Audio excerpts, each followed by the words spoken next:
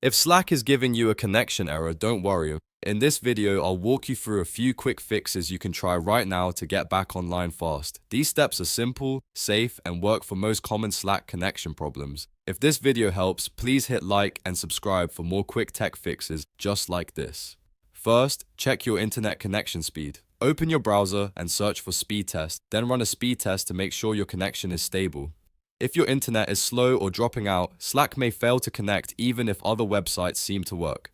Next, try switching your network. If you're on Wi-Fi, switch to a mobile hotspot, or if you're using hotspot, try switching back to Wi-Fi.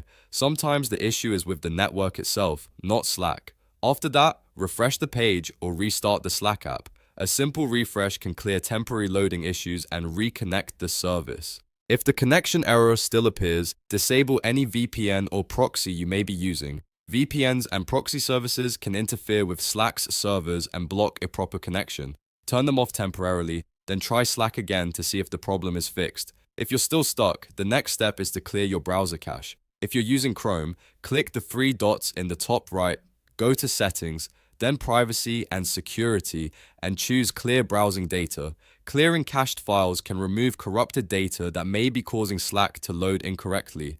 Once the cache is cleared, reopen Slack and sign in again if needed. In many cases, this alone resolves the issue. If one fix doesn't work, move to the next step because connection errors can come from your internet, your browser, or a network setting on your device. Take it one step at a time, and after each fix, check Slack again to see if it reconnects. By the end of these steps, you should have a much better chance of getting Slack working normally again. If this tutorial helped you fix the problem, make sure to like the video and subscribe so you don't miss more easy troubleshooting guides. Thanks for watching, and I'll see you in the next one.